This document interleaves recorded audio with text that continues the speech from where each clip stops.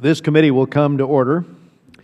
And today we are here to discuss Iran's growing nuclear threat, as well as U.S. and allied efforts to stop it. And for this committee, there is no higher priority. The committee last heard from Undersecretary Sherman and Undersecretary Cohen in October of 2011. We welcome them back.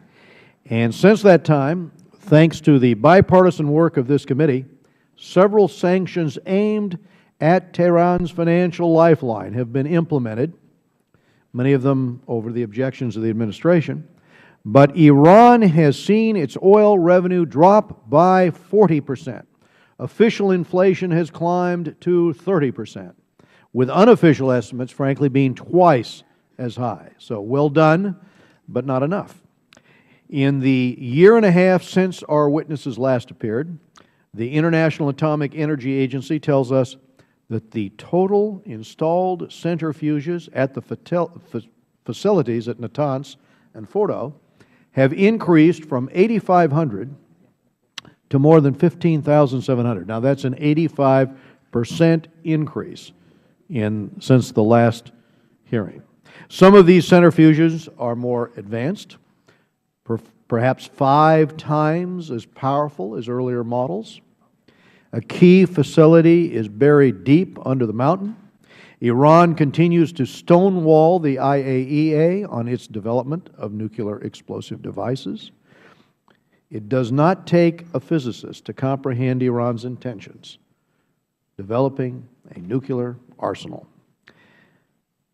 I am convinced that Iran will continue on this path until the sanctions bite so bad that the regime must relent or face upheaval.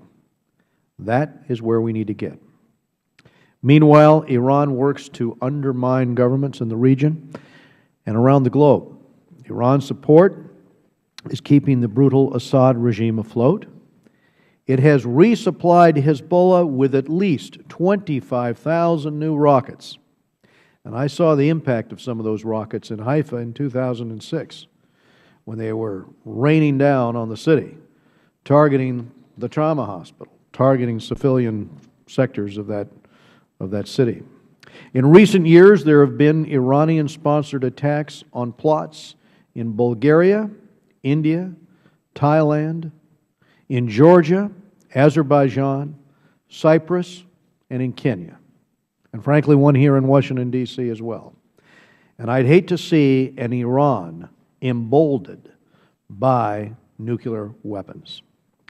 There are also real concerns about Iran's interaction with North Korea, because earlier this year, the committee heard testimony that Iran and North Korea had signed a scientific cooperation agreement, the same type of agreement that North Korea signed with Syria before building their reactor, the reactor that was destroyed by Israel.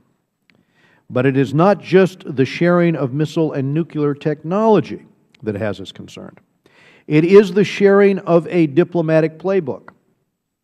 Even the head of the United Nations has recognized that Iran, like North Korea, will use talks as a cover to build a bomb. From day one, the Obama administration has reached out to the Iranian regime. Unfortunately, that hand has been met with more centrifuges, more missiles, and more stonewalling. We don't yet seem to realize that this regime, which beats and imprisons its own people, is determined to keep its nuclear program. So I'm convinced, as are 325 of my colleagues, that only when the Iranian leadership truly feels a choice between maintaining power and the bomb does our diplomacy have a chance to succeed.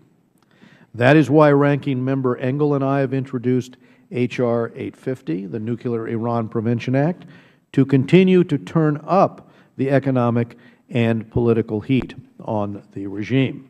We look forward to moving this legislation out of committee next week. It's cliché to say the clock is ticking. I just hope we are able to act before the clock stops ticking. I'll now turn to Ranking Member Engel for his opening remarks.